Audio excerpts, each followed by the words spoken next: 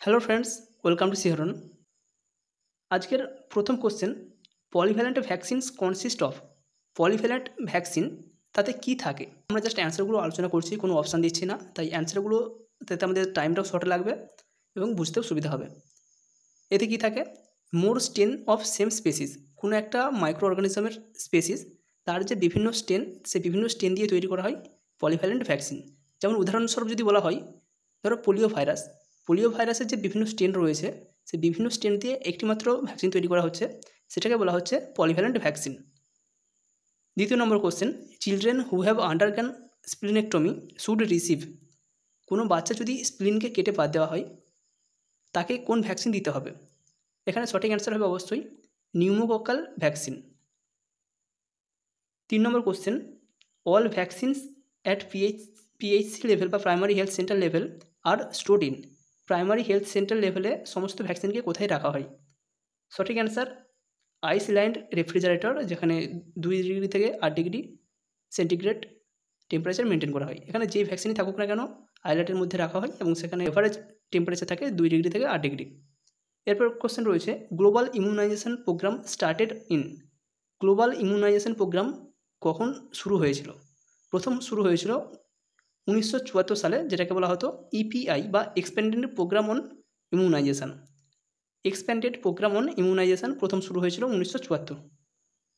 পরের কোশ্চেন, 5 নম্বর question, in India universal immunization program বা ইউপিআই বলা হয়। ইউনিভার্সাল প্রোগ্রাম অন ইমিউনাইজেশন বা ইউনিভার্সাল ইমিউনাইজেশন প্রোগ্রাম ইন্ডিয়াতে প্রথম চালু হয়েছিল 1985 সালে, যেখানে মাদার এবং চিলড্রেনকে বেশি প্রায়োরিটি দেওয়া হতো বা তাদেরকে ভ্যাকসিন বা ইমিউনাইজেশন দেওয়া হতো। মিশন ইন্দ্রধনুষ আমরা নামটা অনেকেই শুনেছি, যেখানে 7 কিলার ডিজিজের এগেনস্টে ভ্যাকসিন দেওয়া হতো। এটি launched by Narendra Modi PM 2014 সালে প্রধানমন্ত্রী নরেন্দ্র মোদী এটি চালু করে। এখানে যে 7টা বা 7 কিলার ডিজিজ রয়েছে, সেই 7 কিলার ডিজিজের এগেনস্টে ভ্যাকসিন দেওয়া হয়। 7 কিলার ডিজিজ কী কী রয়েছে? আমরা সবাই 6 কিলার ডিজিজটা জানি, ডিপিটি, এমটিপি, ডিপথেরিয়া, পারটোসিস, টিটানাস এবং মিজেল, টিবি এবং পোলিও। এই হচ্ছে 6 কিলার ডিজিজ ছিল। ইন্দ্রধনুষ যেটা শুরু হয়েছে মিশন ইন্দ্রধনুষ, সেখানে আরেকটি ডিজিজকে অ্যাড করা হয়েছে, হেপাটাইটিস বি। এই যে 7টা রোগের এগেনস্টে ভ্যাকসিন দেওয়া হয়েছে সেটাকে বলা হয় মিশন ইন্দ্রধনুষ, যেটা প্রধানমন্ত্রী নরেন্দ্র মোদী 2014-তে লঞ্চ করে। 7 number question, how many disease are vaccinated according to national immunisation schedule. National immunisation schedule অনুযায়ী কতগুলি ডিজিজের ক্ষেত্রে ভ্যাকসিন দেওয়া হয়? এখানে 6 কিলার ডিজিজকে মেনলি টার্গেট করা হয়েছে, তার এগেনস্টেই বা সেটা অনুযায়ী কিন্তু ন্যাশনাল ইমিউনাইজেশন প্রোগ্রাম বা শিডিউল সেটি সাজানো হয়েছিল। 6 কিলার ডিজিজ এখানেও কিন্তু ডিপিটি এবং এমটিপি, ডিপথেরিয়া, পারটোসিস, টিটানাস এবং মিজেল, টিউবারকিউলোসিস এবং পোলিও এর এগেনস্টে ভ্যাকসিন দেওয়া হয়। 8 number question, route of rotavirus vaccine. রোটাভাইরাসের ভ্যাকসিন কীভাবে দেওয়া হয় বা কোথায় দেওয়া হয়? আমরা সবাই জানি এটি ওরালি বা বাক্যাল দেওয়া হয়। আগে দেওয়া হতো 2.5 ml, এখন দেওয়া হয় 2 ml। 9 number question, which vaccine is not covered under EPI. ইপিআইয়ের মধ্যে বা এক্সপ্যান্ডেড প্রোগ্রাম অন ইমিউনাইজেশনের মধ্যে কোন ভ্যাকসিন পড়ে না? এটা যেহেতু অপশান থেকে আমরা অ্যান্সারটা কালেক্ট করেছি, সেক্ষেত্রে এমএমআর অপশানে ছিল, সেই জন্য আমরা এমএমআরকে কালেক্ট করেছি। এক্সপ্যান্ডেড প্রোগ্রাম অন ইমিউনাইজেশনে আমরা কিন্তু 6 কিলার ডিজিজটাকে দেখব। যদি 6 কিলার ডিজিজের মধ্যে কোনো ডিজিজ বা সেগুলো যদি অপশান থাকে, সেটা ছাড়া যেটা থাকবে না সেটাকে আমরা এই ক্ষেত্রে চুজ করব। শুধু যে এমএমআর তাই নয়, ডিপিটি এবং এমটিপি, ডিপথেরিয়া, পারটোসিস, টিটানাস এবং মিজেল, টিউবারকুলোসিস, পোলিও ছাড়া যদি অন্য কোনো ডিজিজ থাকে, সেক্ষেত্রে আমরা সেই অ্যান্সারটাকে চুজ করব। 10 নম্বর কোশ্চেন, এইএফআই এর পুরো নাম কী? এইএফআই এর পুরো নাম কী? Adverse event following immunisation.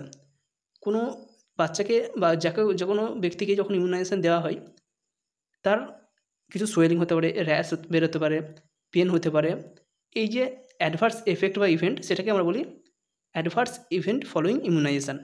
এটাকে ম্যানেজমেন্ট করার জন্য যখন কোনো বাচ্চাকে ইমিউনাইজেশন দেওয়া হয়, সেক্ষেত্রে বাচ্চার মাকে বলতে হয় এর কী কী অ্যাডভার্স এফেক্ট হতে পারে, কী কী রিয়াকশান হতে পারে এবং তার ম্যানেজমেন্ট কীভাবে করবে, সেটা কিন্তু প্রতিটা ভ্যাকসিন দেওয়ার সাথে সাথেই বাচ্চার যিনি গার্জেন রয়েছে তাকে জানিয়ে দিতে হবে। 11 number question, vaccines given at birth. বাচ্চাকে জন্মের সময় কী কী ভ্যাকসিন দেওয়া হয়? আমরা সবাই জানি বিসিজি, হেপভি এবং ওপিভি।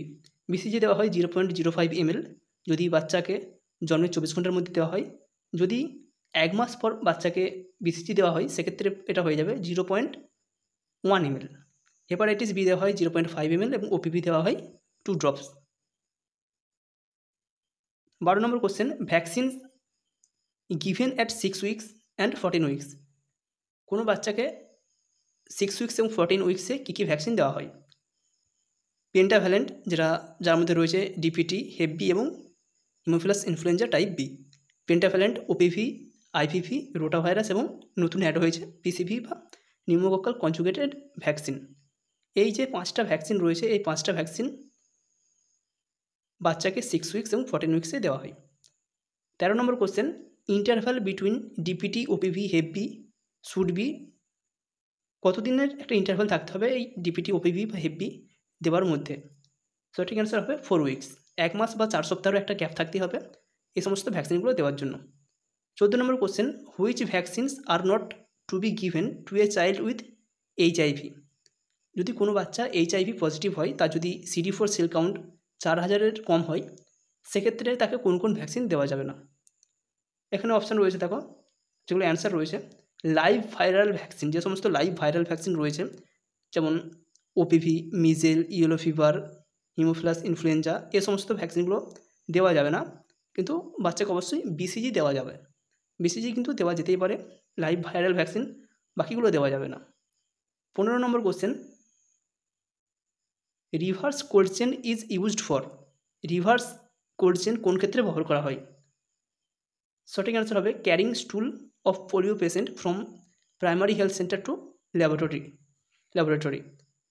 যদি কোনো পোলিও পেশেন্টের স্টুল এক্সামিনেশন করা হয়, সেক্ষেত্রে তার যে স্টুল কালেক্ট করা হয় সেটাকে অবশ্যই টেম্পারেচার মেনটেন করে 4 ডিগ্রি থেকে 8 ডিগ্রির মধ্যে যেন টেম্পারেচার মেনটেন করা হয়। এই টেম্পারেচারটাকে মেনটেন করে সেই স্টুল যে স্পেসিমেন সেটাকে প্রাইমারি হেলথ সেন্টারের থ্রু দিয়ে ল্যাবরেটরিতে পাঠানো হয়। এক্ষেত্রে একটা কোল্ড চেন মেনটেন করা হয়। যদি কোল্ড চেন মেনটেন না করা হয় তাহলে কিন্তু তার যে ল্যাবরেটরিতে টেস্ট করা হবে সেক্ষেত্রে ভাইরাস হয়তো মারা যাবে বা ভাইরাসের তখন অস্তিত্ব খুঁজে পাওয়া যাবে না। সেই জন্যই এখানে রিভার্স কোল্ড চেন ইউজ করা হয়। 16 number question, most appropriate age for primary immunisation against TB, DT, diphtheria, tetanus, whooping cough, measles, polio age. এই যে ভ্যাকসিনগুলো দেওয়া হয় TB, diphtheria, tetanus, whooping cough, measles, polio, এগুলি কতদিনের মধ্যে দেওয়া হবে? এই যে প্রাইমারি ইমিউনাইজেশন সেটি কতদিনের মধ্যে দিতে হয়? 0 থেকে 9 মাস। 17 number question, which are the toxoid vaccine. Toxoid vaccine দুটোই রয়েছে, ডিপথেরিয়া এবং tetanus. 18 number question, in cold chain temperature is maintained. Cold চেনে মিনিমাম যে টেম্পারেচার মেনটেন করা হয় 2 ডিগ্রি থেকে 8 ডিগ্রি, সেক্ষেত্রে আইলারেও 2 ডিগ্রি থেকে 8 ডিগ্রি টেম্পারেচার মেনটেন করা হয়। 19 number question, which vaccine cannot be stored in freezer. ফ্রিজের যে ফ্রিজার কম্পার্টমেন্ট রয়েছে সেখানে কোন কোন ভ্যাকসিনকে রাখা হয় না বা কোন কোন ভ্যাকসিনকে ফ্রিজিং করা যায় না? সঠিক অ্যান্সার ডিপিটি, যেগুলো টি সিরিজ রয়েছে, ডিপিটি, টিটি, টিটি এবং BCG, এগুলোকে কখনোই ফ্রিজিং করা যায় না। ফ্রিজিং করা যায় মিজেল এবং পোলিও ভাইরাসের যে ভ্যাকসিন, এই দুটিকে ফ্রিজিং করা যায় বা ফ্রিজিং কম্পার্টমেন্টে রাখা যায়। 20 number question, most heat resistant vaccine. Most heat resistant vaccine হচ্ছে টিটেনাস টক্সয়েড, যেটাকে রুম টেম্পারেচারেও রাখলেও কিন্তু সেটা সহজে নষ্ট হয় না।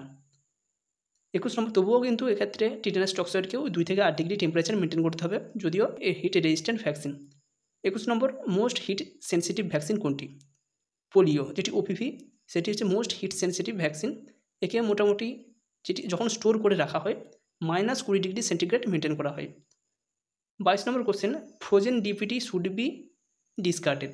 ডিপিটি বা টি সিরিজের যদি কোনো ভ্যাকসিন, ডিটি, টিটি, BCG, এগুলো যদি ফ্রোজেন হয়ে যায় সেগুলোকে কিন্তু আর ইউজ করা যাবে না, সেগুলোকে সাথে সাথে ডিসকার্ড করে দিতে হবে। BCG is a live attenuated vaccine. Live attenuated ভ্যাকসিনের উদাহরণ হচ্ছে BCG। BCG ডাইলিউট কোনটি? BCGকে নর্মাল স্যালাইন দিয়ে ডাইলিউট করা হয়। এবং একদম last question, BCG should be discarded after 6 hour if not used after constitution. BCGকে ডাইলিউট দিয়ে গোলার পর বা কনস্টিটিউশন করার পর যদি ভাইলে থেকে যায় কিছুটা, সেক্ষেত্রে 6 ঘন্টার মধ্যে যদি ইউজ হয় তো ইউজ করতে হবে, যদি 6 ঘন্টার মধ্যে ইউজ না হয় সেক্ষেত্রে সেটাকে ডিসকার্ড করে দিতে হবে। এরপর কিন্তু সেটি আর ইউজ করা যাবে না। আবার যখন কোনো ব্যক্তিকে দেওয়া হবে সেক্ষেত্রে আবার নতুন ফাইল ওপেন করতে হবে। এই হচ্ছে টোটাল 25টি কোশ্চেন আজকের ভিডিওর। মোটামুটি কোশ্চেনগুলো কঠিন নয়, কিন্তু কোশ্চেনগুলো যদি জানা থাকে আশা করি যে অনেকটা হেল্প করবে।